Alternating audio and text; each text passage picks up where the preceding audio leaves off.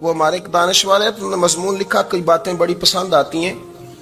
وہ کہتے ہیں کہ میری اہلیہ، ان کو بھی کسی نے نا مس گائیڈ کر دیا تھا، حالانکہ اچھی خاتون ہے، کسی نے مس گائیڈ کر دیا، تو وہ بھی سماجی اور ویلفیئر اور یہ خواتین کو شوق ہوتا نا بننے کا، تو وہ بھی سماج کے اندر اچھا مقام تلاش کرنے کے موڈ میں آ گئی۔ تو کہیں ایک دن جانا تھا تو بڑی بن سنور کے میرے ساتھ وہ گاڑی میں بیٹھ گئی۔ تو میں گاڑی میں، عورتوں کو یہ بھی مسئلہ ہوتا ہے نا کہ ہماری تعریف کرو، تو کئی دفعہ بعد مردوں بیچاروں کو جھوٹ بولنا پڑتا ہے، تو زبردستی کراتی ہیں نا جی۔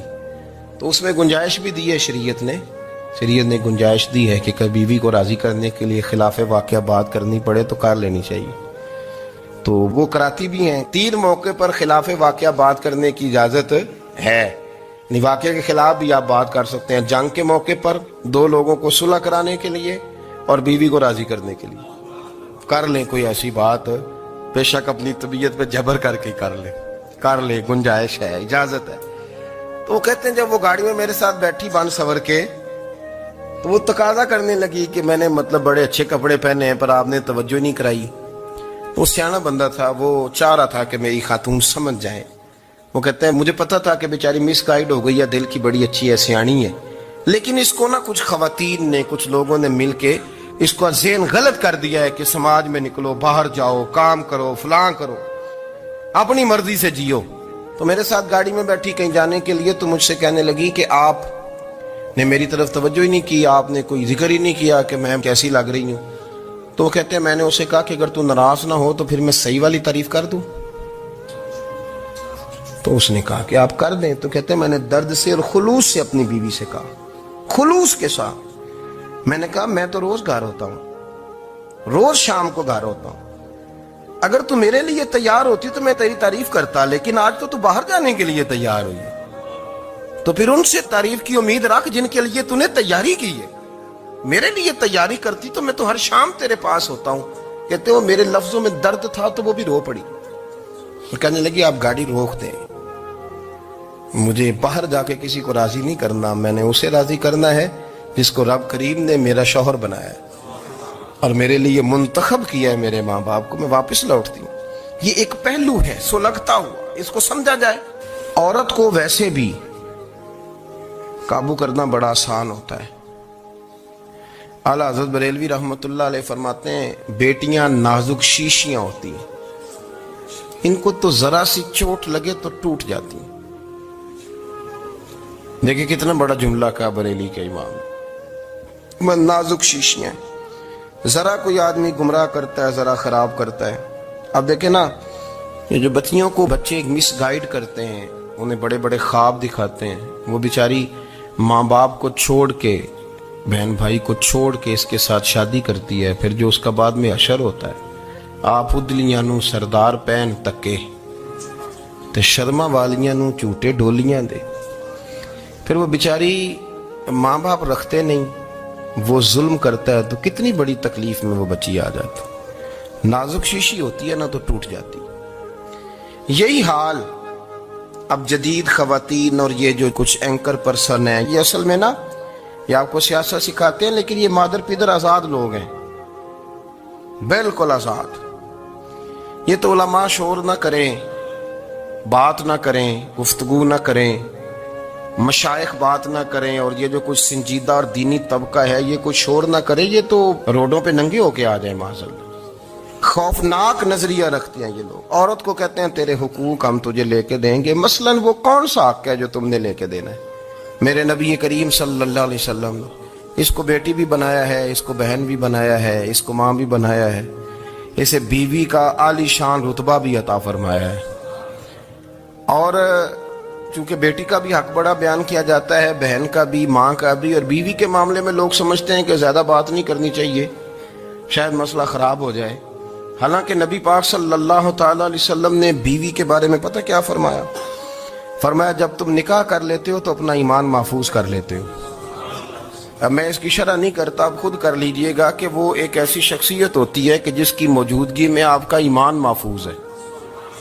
اب میں نہیں سمجھتا کہ اس سے بڑی بات کوئی اور ہو سکتی ہے، جس کی موجودگی میں آپ کا ایمان، اور بھئی یہ حدیث پاک عرض کر رہا ہوں، نکاح جب کوئی کر لے تو اس نے اپنا ایمان مکمل کر لیا. اس کا معنی یہ ہوا کہ آپ کا ایمان محفوظ ہے اس کی موجودگی میں. تو اس سے زیادہ بھی یعنی ایمان سب سے قیمتی چیز ہے نا, تو اس کے محفوظ ہونے کی وجہ حضور نے نکاح بیان کر دی. اب میرا خیال ہے بی بی اگر کوئی اس سے بڑا حقوق مانگے گی تو بیوقوفی کرے گی. اتنا بڑا درجہ نبی کریم نے اسے عطا کر دیا, اتنا بڑا مقام دے دیا کہ تو خامند کے ایمان کے محفوظ ہونے کا ذریعہ بن گئی ہے. عورت کو جو حقوق رسول کریم صلی اللہ تعالی علیہ وسلم نے عطا فرمائے, نبی پاک نے جو حقوق دیے. دیکھیں نا, حضرت عبداللہ ابن عمر رضی اللہ تعالیٰ عنہ کی اہلیہ بیمار تھی, تو جلدی جلدی سے وہ آئے. تو جب بہت جلدی ہو, سفر بڑا شدید تھا, تو آپ نے جلدی سے نماز ادا کی, جلدی سے چلے. آپ کے خادم کہنے لگے حضور خیریت ہے؟ فرمایا میری بیوی بیمار ہے. تو اس نے عرض کی حضور آپ کی اہلیہ بیمار ہے, تو آپ نے نماز بھی جلدی سے پڑھی, سفر بھی جلدی جلدی کیا.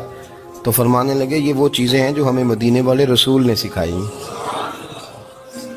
آپ اس کیفیات کو سمجھیں کہ حضور صلی اللہ علیہ وسلم نے درس دیا. اور پھر ایک اور بہت بڑی بات, یہ فضیلت کسی اور کو نہیں دی. جو عورت کو حضور نے فضیلت دی, یہ فضیلت کسی اور کو نہیں دی. کبھی حضور نے فرمایا کہ تمہارا ابا تمہارے ساتھ بہت سخت رویہ کرے تو تم نے اس کو اس سختی پر داد دینی ہے. فرمایا چلو اگر وہ زیادتی بھی کرے تو تم نے اس کے ساتھ سلوک اچھا ہی کرنا ہے. لیکن آپ ایک بات کو سمجھے نا کہ بچے کے بارے میں, بیٹے کے بارے میں, بیٹی کے بارے میں فرمایا 10 سال کے ہو کے نماز نہ پڑھے تو سختی کرو, تمہارا ڈنڈا بھی لٹکنا چاہیے. بہت ساری جگہوں پہ بہت سارے لوگوں کے لیے سختی کا حکم دیا, لیکن عورت کے لیے حضور نے جو جملے کہے, اصل میں ہم سمجھتے ہیں کہ یہ ایک بات ہے, مشہور ہو گئی ہے روایت حدیث, تو بس اس کے پس منظر پر اور جملوں کے حسن پر شاید معاذ اللہ غور کرنے کی ضرورت نہیں. ذرا اس لفظ کی تاثیر پر غور کریں. حضور نے فرمایا عورت ٹیڑھی پسلی سے پیدا کی گئی ہے, یہ ٹیڑھی ہے, کو سیدھا کرنے کی کوشش کرو گے تو ٹوٹ جائے گی. تو حضور پھر ہمارے لیے حکم کیا ہے؟ فرمایا جیسی ہے تم اسی کے ساتھ نبھا کرو. آپ سمجھیں کہ اتنا محفوظ حضور نے درجہ دے دیا بی بی کو, اتنا محفوظ کہ فرمایا غلطی بھی ہو تو میرے غلاموں تم اس کے ساتھ نبھا کرو, گزارا کر لو. کو کیا اور حق چاہیے عورت کو, جس کو اس کی غلطیوں سمیت نبی پاک نے قبول کرنے کا حکم دے دی کہ اس کی کمزوریوں سمیت قبول کر لو. اب اس کو اور کیا کوئی کمزوریوں سمیت قبول کرتا ہے؟ کبھی آپ دکان پہ بیٹھے ہو تو آپ کہیں بھی اس میں یہ بھی غلطی, میرے مال میں یہ بھی کمزوری ہے, یہ بھی کمزوری ہے, یہ بھی کمزوری ہے, تو کر لے قبول. کرتا ہے کوئی؟ کوئی شخص ایسا ہو جو کسی چیز کی کمزوریاں بیان کر کے کہ اسے قبول کرو؟ پر رسول کریم صلی اللہ تعالی علیہ وسلم نے نا ہمیں سبق دیا, حضور نے ہمیں درس دیا, نبی پاک نے ہمیں پیغام دیا. فرمایا یہ ٹیڑھی ہے, سیدھی کرنے کی کوشش کرو گے تو بیچاری ٹوٹ جائے گی, تو اس کے ساتھ نبھا کر جاؤ. آپ میری بات کو سمجھیے گا. چلیں میں اس پر ایک اور بخاری مسلم کی حدیث پڑھتا ہوں. حضرت سلمان فارسی رضی اللہ تعالیٰ عنہ اور حضرت ابو دردہ کے درمیان بھائی چارہ تھا. مکے سے مدینے جب لوگ آئے تو حضور نے بھائی بھائی بنایا تھا. ان کے درمیان بھائی چارہ تھا, تو ابھی پردے کی آیات نازل نہیں ہوئی تھی, تو لوگ ایک دوسرے کی طرف جاتے تھے. حضرت سلمان فارسی رضی اللہ تعالیٰ عنہ حضرت ابو دردہ رضی اللہ تعالیٰ عنہ کے گھر میں تشریف لے گئے, تو دیکھا کہ ان کی بیوی بڑی غمگین بیٹھی. تو ہم نے فرمایا بہن کیا ہوا؟ تو کہنے لگی تمہارے بھائی کو دلچسپی کوئی نہیں رہی, ہر روز روزہ رکھ لیتا ہے اور ساری رات نفل پڑھتا ہے.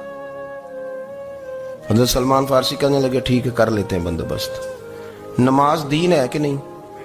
دین ہے نا یہ چیزیں. لیکن حضرت سلمان فارسی جناب ابو دردہ سے کہنے لگے آج میں نے تیرے گھر میں رہنا رات کو, کیونکہ وہ تو ساری رات نماز پڑھتے تھے, نفل پڑھتے تھے. انہوں نے کہا ٹھیک ہے. ایک بستر لا کے بچھا دیا حضرت سلمان فارسی کے لیے. سلمان فارسی فرمانے لگے دوسرا بھی لا. کہا وہ کیا کرنا ہے؟ فرمانے لگے تو نے بھی سونا ہے, میں نے بھی سونا ہے, تو نے بھی سونا ہے. عشاء پڑھیں گے اور پھر دونوں سوئیں گے. کہا میں نے تو نماز پڑھنی ہے. فرمایا تہجد کے وقت اٹھ کے پڑھیں گے, اللہ کے رسول بھی رات آخری حصے میں جا کے نماز پڑھتے ہیں. ادھر ساتھ سلا لیا. وہ تھوڑی کو دیر سوئے, اب عادت تھی ساری رات اٹھنے کی, ذرا اٹھنے لگے بستر سے. تو حضرت سلمان فارسی فرمایا چپ کر کے سو جا, وہ بڑی رات پڑی ہوئی, چپ کر کے سو جا. وہ لیٹ گئے, پھر اٹھنے لگے. تو فرمایا سو جا چپ کر کے, بڑا ٹائم ہے. سحری کے وقت اٹھے, نفل پڑھے. ان کا ارادہ تھا روزہ رکھنے کا, تو فرمانے لگے کل رکھا تھا نا. नफली रोजा जी रखा था, परसों भी रखा था, तरसों भी रखा था, फरमाया आज नहीं रखना, आज मैं तेरा मेहमान हूं, सारा दिन इकट्ठे मिल के रोटियां खाएंगे, आज नहीं रोजा रखना, सिला दिया। अब हजरत अबू दरदा रदी अल्लाह ताला अन्हु कह तो कुछ ना सके, पर कहने लगे सलमान तुम पता तुम क्या कर रहे हो, ना तुमने मुझे रात उठ के ज्यादा नफल पढ़ने दिए, सवेरे रोजा नहीं रखने दिया। तो हजरत सलमान फारसी कहने लगे कोई लंबी बात तो नहीं ना, चलते हैं ना अभी फजर में मस्जिद नबी में, तो नबी पाक को बताते हैं सरकार दो आलम अलैहिस्सलाम की खिदमत में तो अपनी बात करना, मैं अपनी करूंगा, हुजूर नतीजे का ऐलान फरमा देंगे, बात तय हो जाएगी। हाजिर खिदमत हुए, अर्ज की या रसूल अल्लाह सल्लल्लाहु ताला अलैहि वसल्लम ये सारी रात नफल पढ़ते हैं, हर रोज रोजा रखते हैं, इनकी अहलिया गमगीन बैठी हैं, हुक्म फरमाए। तो नबी पाक सल्लल्लाहु अलैहि वसल्लम ने फरमाया फिर हुआ क्या? या रसूल अल्लाह मैंने रात सुलाया है, सहरी में उठाया है, सवेरे रोजा नहीं रखने दिया। नबी पाक ने फरमाया सलमान फारसी ने ठीक किया, सलमान फारसी ने ठीक किया। फिर हुजूर ने फरमाया, नबी करीम ने फरमाया अबू दरदा तेरे ऊपर अगर अल्लाह का हक है, उसके रसूल का हक है, दीन का हक है, तो फरमाया तेरी आंख का भी तेरे ऊपर हक है, तेरे वजूद का भी तेरे ऊपर हक है। ये हुजूर ने फरमाया तेरे बच्चों का भी तेरे ऊपर हक है, तेरी बीवी का भी तेरे ऊपर हक। इस हक को भी समझे, हुकूकुल्लाह भी हैं, पर तेरी आंख का भी तेरे ऊपर, क्या माना कि तेरी आंख सोना चाहती है तो इसे सुला भी, तेरे वजूद का भी तेरे ऊपर हक, तो तेरा वजूद आराम करना चाहता है तो इसे आराम भी करा। और फिर वहां नबी पाक सल्लल्लाहु अलैहि वसल्लम ने फरमाया मैं तुम सब, सुनना ये लफ्ज हदीस के, हुजूर ने उसी मौके पर फरमाया मैं तुम सबसे ज्यादा अपने रब को जानता हूं और मैं तुम सबसे बढ़कर अपने रब से डरता हूं। हुजूर फरमाने लगे मैं रोजा भी रखता हूं, इफ्तार भी करता हूं, यानी कभी रखता हूं और कभी नहीं रखता। फरमाया मैं नफल भी पढ़ता हूं और अपनी बीवियों को वक्त भी देता हूं। सरकार मस्जिद में भी आते थे, नवासों के साथ खेला भी करते, उनके साथ प्यार भी करते। तो इतने बड़े हुकूक हुजूर ने बयान फरमाए औरतों के कि तुम्हारी बीवी का भी तुम्हारे ऊपर। लो एक हदीस बुखारी की और यहां बयान कर देता हूं। एक शख्स ने आके अर्ज की या रसूल अल्लाह सल्लल्लाहु ताला अलैहि वसल्लम जिहाद के लिए तैयारी हो गई है, सफ़ें बन रही हैं, मुजाहिदीन की तैयारी है, तो मेरा भी नाम लिख दिया गया है मुजाहिदों की लिस्ट में, लेकिन या रसूल अल्लाह सल्लल्लाहु ताला अलैहि वसल्लम मेरी बीवी ने हज की तैयारी कर ली है और मेरे दोस्तों ने, सहाबा ने मेरा नाम मुजाहिदीन की लिस्ट में लिख दिया, तो मेरे लिए क्या हुक्म है? ये बुखारी मुस्लिम है। तो नबी पाक सल्लल्लाहु ताला अलैहि वसल्लम ने फरमाया जिहाद पे कोई और चला जाएगा तो बीवी के साथ हज करने जा, उसे महरम की जरूरत है, वो तेरे बगैर कैसे जाएगी? मुजाहिदीन को तो और मुजाहिद मिल जाएगा, पर तू तो अपनी बीवी के साथ जाना। तो नबी पाक सल्लल्लाहु अलैहि वसल्लम ने मर्द को मुहाफिज बनाया है, औरत को मर्द का कैदी नहीं बनाया, बल्कि औरत को हिफाजत अता की और मर्द को उसका मुहाफिज बनाया। अब बच्चियां आजाद होना चाहती हैं, और आजादी भी वो वाली के जो बुनियादी तौर पर आजादी नहीं, फहाशी है। मैंने बहुत पहले कहा है कि इस्लाम बेटियों को कीमती समझता है। जिस बंदे के पास 20 तोले सोना हो वो चौक में लेके नहीं आता, वो कीमती चीज है, उसने छुपा के रखी होती है। तो जो नबी पाक सल्लल्लाहु अलैहि वसल्लम का कलमा पढ़ने वाले बीबियां, इस्लाम उन्हें कीमती समझता है, कहता है कि तुम कीमती हो, लिहाजा घर के अंदर रहो, तुम बाहर ना हो। लेकिन औरतें हैं कि उनको बिला वजह लोग खराब कर देते हैं और बिला वजह वो इस मुगालते का शिकार हो जाती हैं। अब आगे बढ़ते हैं। कुरान मजीद ने सूरह नूर की आयत नंबर 30 में कहा कि कुल लिल मुमिनीन यगुद्दु मिन अबसारिहिम, फरमाया कि ए महबूब अलैहिस्सलाम मोमिन मर्दों से कह दो कि अपनी नजरें झुका के रखें, अपनी नजरें। और अगली आयत में फरमाया वकुल लिल मुमिनाती यगदुदन मिन अबसारिहिन्न, फरमाया कि ए महबूब मोमिन औरतों से भी कह दो कि अपनी नजरें झुका। मर्द भी अपनी नजर झुका के रखेगा औरत की तरफ, लेकिन ये सारी पाबंदी सिर्फ मर्द पर नहीं, औरत भी गैर महरम का चेहरा नहीं देखेगी, उस पर भी उसी तरह नजर झुकाने का हुक्म है जिस तरह के वो हर दुकानदार को भाईजान कह के गुफ्तगू करने की उसको भी इजाजत नहीं है कि वो भी वो समझे कि पाबंदी तो मर्द ने करनी थी, मैंने थोड़ी करनी थी। वो जिसके पास जाए, जहां भी जाए, डॉक्टर के पास जाए, बाहर जाए, तो वो जिस तरह मर्जी उसका दिल चाहे वो बातचीत करे, इसकी औरत को भी इजाजत اسلام نہیں دیتا۔ بنیادی طور پہ اسلام شرم و حیا کا دین ہے، حیا کی بات کرتا ہے۔ حیا کی جب ہم تعریف کرتے ہیں تو حیا کی تعریف یہ ہے کہ کوئی کبھی چیز دیکھ کے نا تو آپ کی طبیعت میں کراہت محسوس ہو، آپ کوئی غلط جملہ منہ سے نکالتے ہوئے ذرا جھجکیں، آپ کوئی غلط بات کرتے ہوئے تھوڑا بوجھ محسوس کریں۔ ہمارے ہاں تیزی سے فروغ پایا ہے بے حیائی میں۔ سنگیوں کی محفلیں، یاروں کی محفلیں، اس میں غلیظ گفتگو ہوتی ہے، الا ماشاء اللہ۔ جن دوستوں کو بڑی پاک صاف گفتگو کرنی چاہیے، دوستی کا رشتہ بڑا مقدس رشتہ ہے، جو یہاں ایک دوسرے سے پیار کریں گے جنت میں بھی اکٹھے داخل کیے جائیں گے۔ شرط یہ ہے کہ پیار اللہ رسول کی رضا کے لیے ہو، لیکن اس کے اندر اگر آپ کی گفتگو کچی ہو، کمزور ہو، فحاشی والی ہو، عریانی والی ہو، وہ ہمارے ہاں تو اب اس کو لوگ فیشن سمجھتے ہیں، اس کو مردانگی کی علامت سمجھتے ہیں کہ وہ جی ساری باتیں جی وہاں ہو گئی، اور جس کا جو جی چاہا اس نے کہا۔ آپ جب حیا کے دائرے میں ہوتے ہیں تو آپ خود بھی سکون محسوس کرتے ہیں۔ دیکھیں نا، آپ کو نیند سکون سے کہاں آتی ہے؟ جہاں کمرہ بند ہو، چاروں جانب دیوار ہے، اوپر چھت ہے، خالی دروازہ بھی کھلا ہوا ہونا تو جب بندہ سکون لینا چاہتا ہے تو کہتا ہے یار ذرا دروازہ ذرا بند کر دو۔ وہ اچھی طرح اپنے آپ کو چھپا لیتا ہے نا حیا کے پردے میں، تو اللہ اسے سکون عطا کرتا ہے۔ اور جو اس سے بھی زیادہ ٹھنڈی نیند میں جانا چاہتا ہے وہ کہتا ہے لائٹ بھی بند کر دو۔ اب وہ مکمل طور پہ سمجھتا ہے کہ میں چاروں جانب سے چھپ گیا ہوں، اگر میں کھل کے بھی سو جاؤں گا تو میرا چونکہ پردہ قائم ہے تو مجھے کوئی دشواری نہیں ہوگی۔ آپ جب چھپ جاتے ہیں، جب آپ حیا کے اندر سمٹ جاتے ہیں، جب آپ چادر کے اندر آ جاتے ہیں تو آپ بہت ساری جگہوں پہ آسانی محسوس کرتے ہیں۔ تو حیا تو آپ کو سکون دیتی ہے، حیا تو دل کو راحت دیتی ہے۔ میں بڑی ذمہ داری سے بات عرض کرتا ہوں، قرآن مجید نے نا ایک مقام پہ مذاق کو، ایک مزاح ہوتا ہے خوش طبی، وہ نہیں مذاق اڑانا، قرآن پاک نے نا مذاق کو ایک جگہ پہ جاہلوں کا طریقہ بھی قرار دیا ہے۔ بنی اسرائیل کے لوگوں سے حضرت موسیٰ نے کہا کہ گائے ذبح کرو اور ایک ٹکڑا مقتول کو مارو، زندہ ہو کے خود بتا دے گا مجھے کس بندے نے قتل کیا۔ تو کہنے لگے آپ ہمارے ساتھ مذاق کر رہے ہیں۔ تو قرآن مجید کہتا ہے کہ حضرت سیدنا موسیٰ علیہ السلام فرمانے لگے اعوذ باللہ ان اکون من الجاہلین، فرمانے لگے میں اللہ کی پناہ مانگتا ہوں کہ میں جاہلوں میں سے ہو جاؤں۔ یہ مذاق کرنا تو جاہلوں کا طریقہ ہے۔ اگر آپ کی زبان سے بے حیائی کا جملہ نکل گیا، اگر آپ کی زبان سے بے حیائی کا جملہ نکل گیا، آپ نے کہہ دیا کہ ہم آزاد لوگ ہیں، جو مرضی کریں گے، جو مرضی کہیں گے، جو ہمارا دل میں آئے گا کریں گے، تو پھر تو لوگ آپ کا وہ حشر کریں گے کہ آپ سے برداشت ہی نہیں ہوگا۔ جس کا لوگ مذاق بنا لیتے ہیں اور جو مذاق بن جاتا ہے پھر اسے کوئی جینے دیتا ہے۔ آپ حیا کی چادر میں چھپیں گے تو بچیں گے۔ اگر آپ نے اپنا مذاق بنوا لیا یہ کہہ کے کہ میں نے مرضی کرنی ہے، پھر یاد رکھنا چھپنے کو جگہ نہیں ملے گی، پھر تکلیف میں آ جائیں گے، پھر بہت بڑی اذیت کا شکار ہو جائیں۔ شرم و حیا، عرب کے اندر جو کنواری لڑکیاں تھیں ان میں بڑی حیا ہوتی تھی۔ الحمدللہ میں بڑے فخر سے کہتا ہوں کہ میرے پنجاب کی، میرے پاکستان کی بیٹیاں بھی 20 دفعہ ان کا ابا کہے تیری شادی کرنی ہے تو وہ آنکھ نہیں اٹھا پاتی آج بھی۔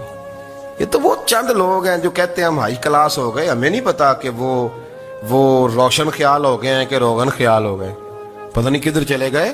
ورنہ ہماری بیٹیاں آج بھی جب ان سے ان کا باپ، ان کی ماں بات کرتی ہے تیری شادی کی، تو وہ تو شرم کے ساتھ پچھلے سے پچھلے کمرے میں چھپتی ہیں۔ یہ اللہ نے فضل کیا ہوا ہے اس ملت پر۔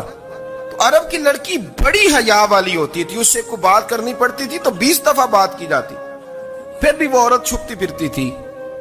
حضرت عائشہ صدیقہ رضی اللہ تعالیٰ عنہ فرمانے لگیں میرے نبی پاک صلی اللہ علیہ وسلم عرب کی کنواری لڑکیوں سے بھی زیادہ حیا کرنے والے۔ قاضی اعجاز مالکی نے، شیخ عبدالحق محدث دہلوی نے، دیگر بزرگ جو سیرت نگار گزرے انہوں نے لکھا ہے کہ نبی پاک صلی اللہ علیہ وسلم کے اندر 100 مردوں سے زیادہ طاقت تھی، 100 مردوں سے زیادہ طاقت۔ اب جو بات کہنے لگا ہوں، جو نتیجہ دینے لگا ہوں، اس پر خاص توجہ آپ فرمائیں گے۔ ذرا فکری طور پر، نظریاتی طور پر ایک چیز کو سمجھیے۔ ہم سمجھتے ہیں کہ جوان لڑکا ہے جی جو مرضی کرے، عمر ہے جی۔ آپ ذرا بات پر غور کیجئے گا کہ حضور صلی اللہ علیہ وسلم میں طاقت 100 مردوں سے زیادہ ہے، اور حیا کواری لڑکیوں سے بھی زیادہ ہے. ذرا اس بات کا تقابلی جائزہ کیجئے گا کہ طاقت 100 مرد سے زیادہ ہے لیکن حیا کواری لڑکی سے بھی زیادہ ہے. اس کا معنی یہ ہوا کہ جس ٹہنی کو پھل زیادہ لگ جاتے ہیں وہ جھکا کرتی. تو حیا تو حسن ہے. حیا تو آپ کو پاک صاف کرے گا. حیا تو آپ کو نرالا کرے گا, انوکھا کرے گا. رسول کریم صلی اللہ علیہ وسلم عرب کی کواری لڑکیوں سے زیادہ حیا والے تھے. کواری لڑکیوں سے زیادہ حضور حیا فرمایا کرتے تھے.